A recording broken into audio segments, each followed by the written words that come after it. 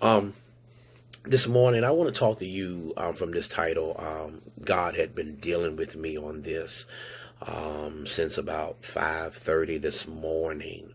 When is talent alone enough? When is talent alone enough? That's what I want to kind of talk to you all about today. I'm going to make up a little bit for my absence, so I pray that you'll stay with me for a little bit. I wrote some notes down, so if I'm looking down, it's not to be disrespectful to you. It's actually just to get my point across of what the Lord has given me, okay? I want to open by saying to you this morning that talent is often overrated and frequently misunderstood. You might really want to write that down and keep that somewhere in your Rolodex in the back of your mind. That talent is often overrated and frequently misunderstood. I want to say this, and I pray that you don't get offended by it.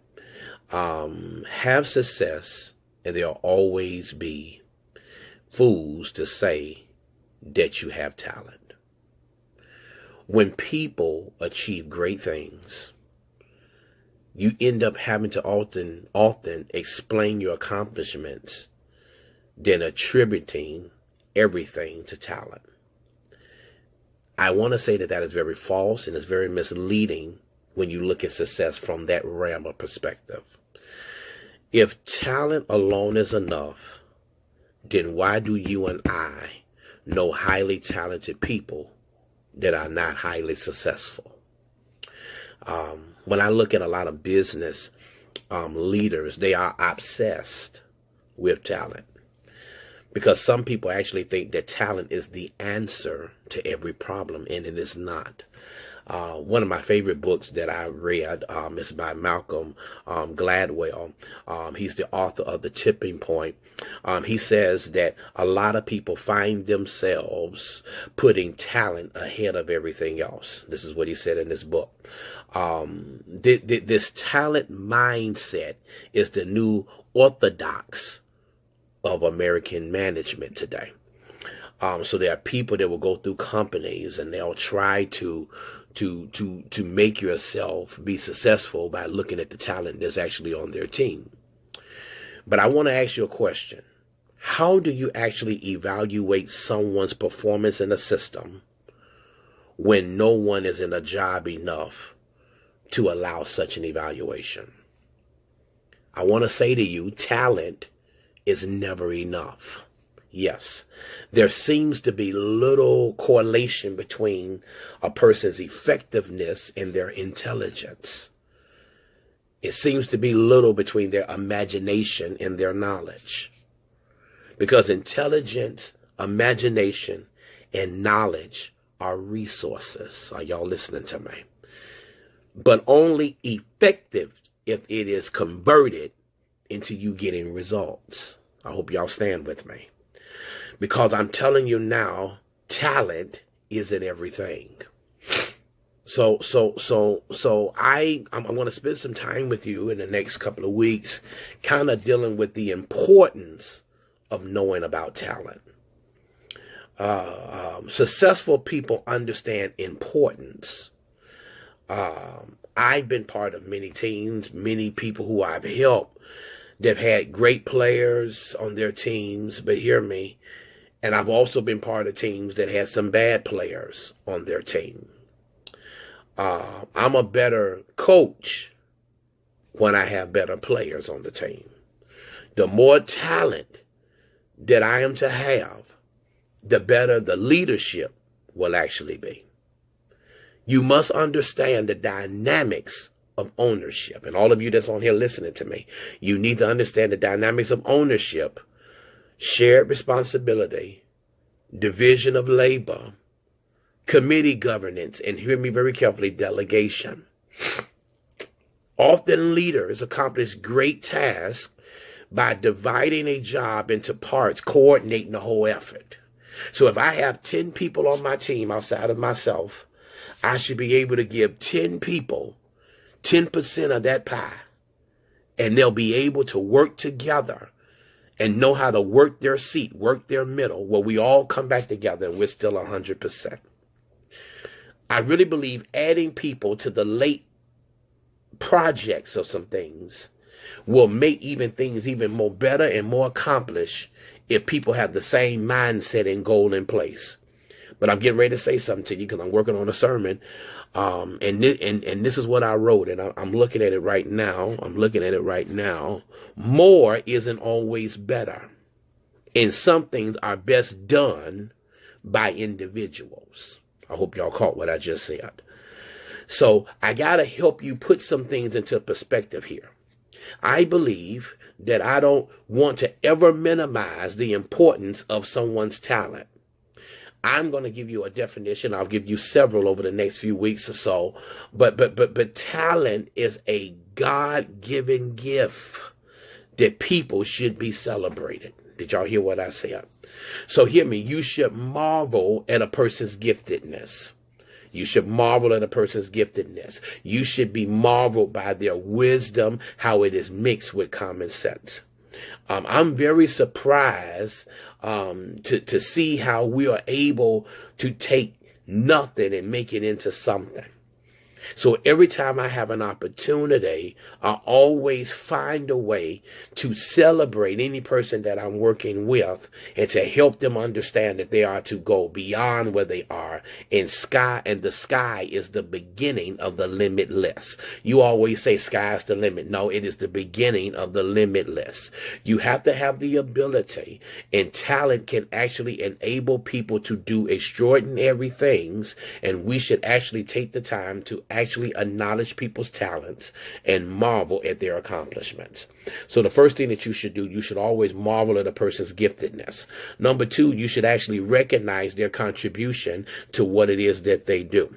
I always observe highly talented people. I look at people all the time wherever I go. I help in any area that I can because I realize that, hear me, we all have a gift. We all have an anointing. We all have something that we were created to do, and we should be able to celebrate every person that comes into our life that know how to maximize their actual skills. All right. Number three, we should separate what they can do from who they are. Okay, let me get that to you again. Separate what they can do from who they are. The giftedness is usually greater than the person. Did y'all hear what I say? Their giftedness is usually greater than the person. And what I mean by that is that the talent of some people is greater than the important personal attributes like character and commitment. So people often fail to rise to their level of their talent because talented people always are tempted to coast on their abilities. So they want other people to recognize their skills, but they overlook their deficiencies. I hope y'all heard what I just said. You got to learn how to recognize their skills and not overlook their deficiencies. I believe every last one of you, including myself, we have some deficiencies that have to be worked on, but we want people to recognize our skills. But we never want nobody to help us with our deficiencies. Let me ask you a question. Have you all ever known people who should have risen to the top, but they did not? They had all of the talents in the world that they could, but they still did not succeed, simply because talent for talent's sake is a babble and a show. Talent working, watch this here, with joy and a cause and truth is really what we should do to be the actual benefactor for the talents of what we're going to do. So I'm telling you now, the toughest thing about success is that you're going to have to keep on being a success. Talent, please write this down. Talent is the only starting point in a business. You got to keep working that talent if you really want to be greatly successful. So I want to say to you, there are too many talented people who actually start with an advantage over others, but they lose their advantage because they rest on the talent instead of raising it. So hear me, you may start with a talent, but sooner or later, you're going to have to get to a different place. Let me say this to you, and I pray that you don't get offended. You may have a great gift, but don't allow your gift to always get you out of trouble. You got to learn somewhere along the line, you could be an accurate prophet, but you better have some word before you go to prophesying to everybody. And I have a problem with people that always call the prophet, and the prophet only prophesies but don't preach no word to you. Did y'all hear what I just said? I have a problem with people that want to come in and try to tell you what to do and control narratives, but they don't sit long enough to be told what their proclivities are. You have to make sure that you're understanding that talent is cheaper than table salt. I know y'all didn't like what I just said. I know some of y'all just got offended, but I needed to tell you that. Talent is more common than you actually think. I'm telling you what I'm telling you because I've learned this the hard way. What separates a talented individual and a successful one is a lot of hard work. So in other words, you're going to have to do the part, be the part, do more than what you're doing even right now. The more talent that you have, you just need somebody to help you achieve more success. So you can be the smartest person in the room, but if you don't have a nickel worth of sense, you're not gonna make it. Yesterday in our session, I was talking to a wonderful brother yesterday, and I said to him, I said, if I had right now $2 million and I just dropped that in your hand, but then I said over here, let me give you the opportunity where you won't take the 2 million, but I'll give you $20,000 a month. Let's just say I give you $20,000 a month. Would you take the 2 million or would you take the 20,000 a month? He said, I'll take the 20,000 a month. I said, that's the correct answer. And let me tell you why that's the correct answer. Because hear me, I can set you up to have a check that you know will be guaranteed for the rest of your life. Because if I give you 2 million right now and you don't have the mindset to handle that 2 million, you already still broke in your mind. Money can only take you so far. But if you invest your money the right way where you can bank on something, you will have something that will take you a lot further than you could ever ask, think, dream, or even imagine. And some of us right now in that illustration have the same proclivity in life that they'll let their talent keep them at a status quo. But hear me, if you don't capitalize on what it is that you have, or build on that thing that you have, or set yourself up to go higher than where you are, let me help you. You will find yourself in a very bad predicament. So what does it take? And watch this here as I get ready to kind of almost wrap this up for a minute. I want to leave you with this. Do you have what it takes? So what are you saying to me today, Doc? I want to help you. Where does that leave you and me when it comes to being successful?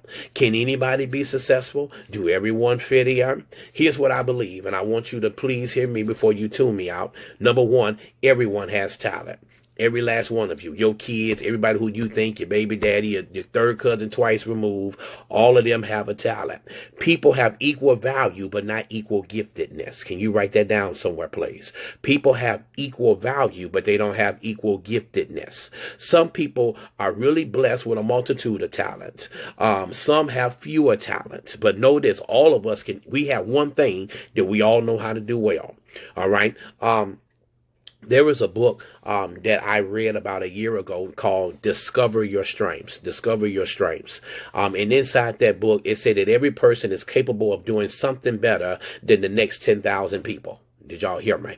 And that really stuck with me because, it said if one can chase 1,000, two can put 10,000 into play. Y'all read that. Amen. And hear me. You got to know how to You got to have some solid research when you're doing some things. And watch this here. You got to know your strength zone. You got to know how to encourage people how to find their strength zone. And most of all, you got to learn how to make them get the most out of their strength zone. It doesn't matter how much aware you are of your abilities and how you feel about yourself and whether you are previously achieving success. You can have talent, but hear me, you got to know how to develop that talent. So number one, you got to make sure that you understand that everyone has a talent. Number two, you have to discover that talent that you have, not the one you want. Did you hear what I just said? You need to develop that talent that you have, not the one that you want.